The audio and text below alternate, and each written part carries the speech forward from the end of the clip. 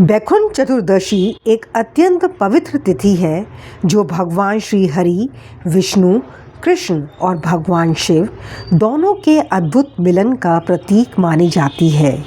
इस दिन की विशेषता यही है कि विष्णु और शिव एक दूसरे की आराधना करते हैं और भक्तों को भी यह संदेश देते हैं कि ईश्वर में कोई भेद नहीं है। यह दिन कार्तिक मास के शुक्ल पक्ष की चतुर्दशी को आता है। एक बार भगवान विष्णु ने सोचा, मैं तो सबका पालन करता हूँ, परंतु मेरे आराध्य कौन है।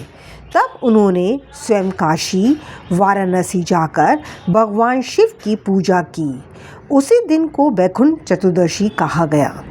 भगवान विष्णु ने उस दिन 1000 कमल पुष्पों से शिवलिंग का अभिषेक करने का संकल्प लिया।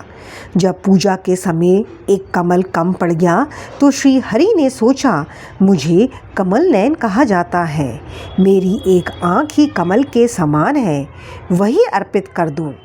यह देखकर भगवान भोलेनाथ भाव विभोर हो गए और बोले, वत्स विष्णु, तुम साक्षात भक्ति के आदर्श हो।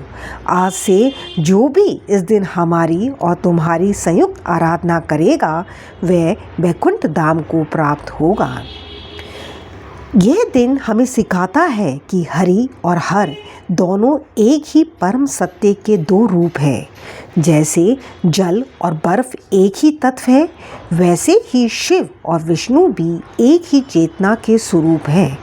इसलिए इस दिन शिवलिंग पर तुलसी दल अर्पित किया जाता है, जो आम तौर पर नहीं किया जाता, और विष्णु को बेल पत्र चढ़ाया जाता है। यह इस बात का प्रतीक है कि भक्ति में कोई भेद नहीं होता, ईश्वर एक है। इस दिन तुलसी जी की पूजा का भी विशेष महत्व होता है, क्योंकि तुलसी जी विष्णु प्रिया हैं और जब श्री हरि शिव की पूजा करते हैं तो तुलसी दल से उनका पूजन एक पवित्र एकता का प्रतीक बनता है। कहा जाता है, इस दिन तुलसी माता के चरणों में दीपक जलाने से सारे पाप नष्ट हो जाते हैं और मनुष्य को बैकुंठ प्राप्त होता है।